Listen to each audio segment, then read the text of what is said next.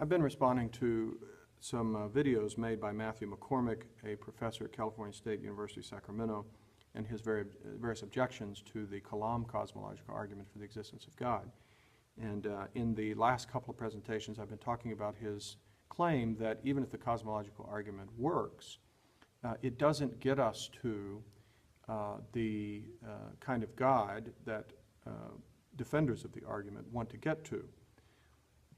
And I've responded to several of his claims, for example, that the first cause doesn't have to be omnipotent, first cause doesn't have to be omniscient or all-knowing, the first cause that we have no basis for thinking that there's a reality without a brain that can think.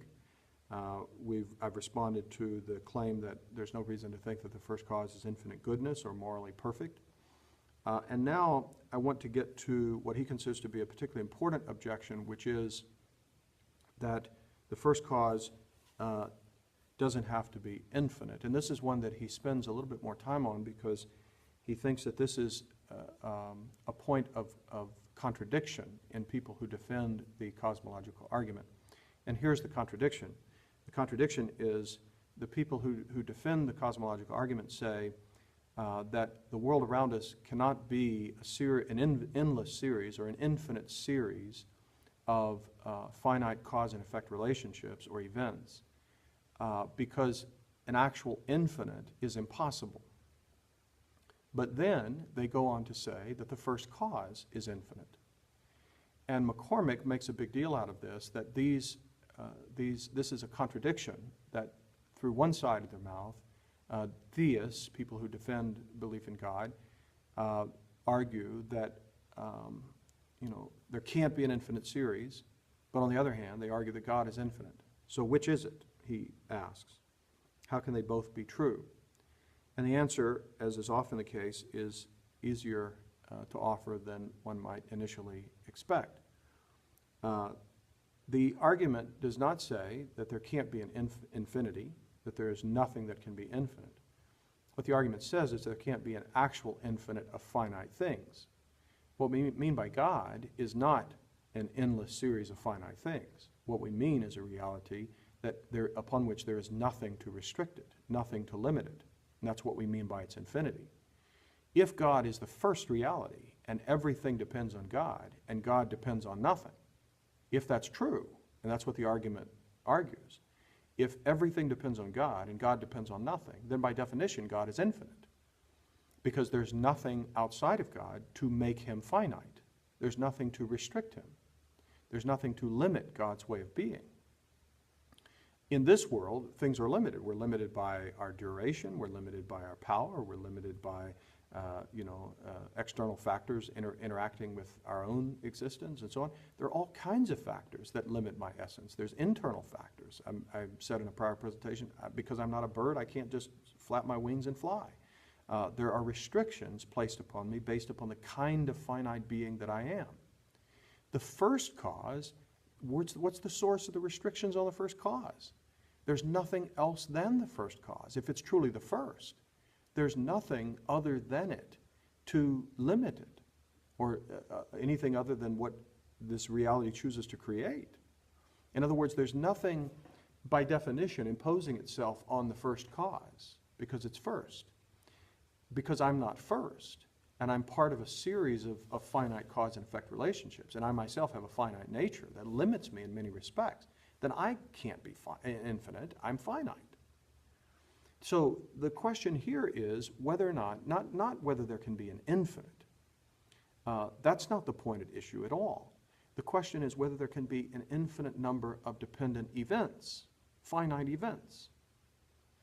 And the answer that defenders of the cosmological argument give, certainly the Kalam cosmological argument, is no, you can't have an infinite series of finite events. Now, however a person concludes on that particular question, it has nothing to do with the infinity of God. The infinity of God is a distinct question because we're talking about a very different kind of reality, not a series of finite cause and effect relationships. And I would argue that the reality of God, the infinity of God, is something that is discovered by reflecting on the conclusion of the cosmological argument. The cosmological argument leads us to an absolutely first reality, and therefore, what's its origin? It simply is. It has its being from itself. Therefore, it must be infinite in duration. It must always be. In fact, Aquinas speaks about God as not enduring through time at all. Time is a measurement of change, and time refers specifically to finite changing things. Time does not have reference to God. God is timeless altogether. So God is infinitely actualized and therefore does not go through time. God is the source of time, but God is infinite in his own actuality. Infinite, eternal, uncaused, self-existent, pure actuality. And to none of that applies the limited categories of finite sets and infinite sets and so on that he goes on to talk about, which is the next thing that McCormick does, is he talks about mathematicians who argue about and talk about infinite and finite sets. So in the case of mathematics, and you can ask any high school student, if you have an infinite set and you take one away from it, how many do you have left? And they will immediately answer an infinite. You still have an infinity left. Infinity minus 1 is still infinity. And that's the point that McCormick makes, is that in an infinite set, you take one out, and the one that you take out has the same properties as the one that you took it from. So when you take one from an infinity, it too is an infinity. So you don't diminish the infinity by subtracting one from it. With a finite set, you take one from it, and the one that you take from it does not have all the properties of the group that you took it from. So for example, if I take one pencil away from a group of 10 pencils, the one pencil is not equal to the 9 pencils. But if I have an infinite set and I take one from the infinite set, the one that I take will also be infinite. And that's a property of infinite sets in contrast to finite sets. Now, the problem, though, here is when McCormick uses this, what seems to me to be just a diversion, how does this apply to the cosmological argument? What he's got to show is that the world around us exhibits the attributes of an infinite set. Or is the infinite set simply an abstract mathematical thing? You can talk about it in terms of abstract mathematical properties. Sort of like Zeno's paradox. In Zeno's paradox, I can't get to the door over there because there's an infinite number of points between me and the door. And so for me to pass over an infinite number of points in a finite amount of time is not possible. Therefore, motion to the door is not possible. But I can get up and walk to the door. What does that mean? If there were really an infinity of things between any 2 points, like if there were an infinite number of desks, real things between me and the door, I would never be able to get to the door. But because there aren't an infinite number of desks between me and the door, the only thing that exists between me and the door is an abstract infinity of points, which are not real objects taking up space. So I could not pass over an infinity of space in finite time, but I can pass over a mental abstraction of infinity in a finite amount of time. So the question that we have to ask here is, does the universe exhibit the properties of the abstract mathematical entity that we call an infinite set? And the very fact that I can walk across the room suggests that that's not the case. In other words, I see no evidence that the universe around us exhibits the characteristics of an infinite set as understood within mathematics. In fact, I see that it exhibits quite the opposite. That when I take one thing and I look at one particular object, it does not have all of the characteristics that are equal to the rest of the universe. In other words, when I take one part of the universe and look at it on its own, it is not equal to the whole from which I had taken it. In other words, I simply do not see evidence that the world around us should be understood using the categories of an abstract mathematical discipline about infinite sets. To me, this seems to be a sleight of hand or a diversion from what we're talking about, which is the real world around us. Now, if there is reason to think, if I can observe a mathematical set, infinite set, in the world, then show it to me. I'd be more than happy to take a look. And if there is one, then maybe we have to talk again about this subject, but I don't see any evidence of it. It only exists within the minds of mathematicians. not in the actual observation of the world around us. All right. I've almost come to the conclusion of his criticisms of the cosmological argument, except there's one more thing that he says. He criticizes William Lane Craig. William Lane Craig frequently mentions the fact that ultimately his Christian commitment is not based upon rational arguments.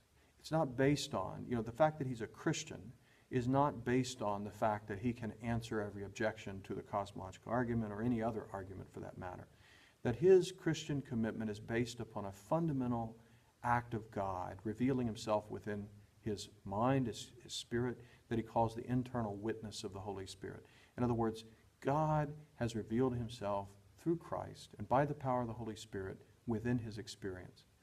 And that has we could call it an epistemic value, epistemology having to do with knowledge. That has a kind of knowledge value that an accumulation of arguments doesn't have. Now, whatever you may think of that particular approach, I'm very sympathetic to it because I believe that God indeed works in us as human beings and that our worldview decisions are fundamental ones.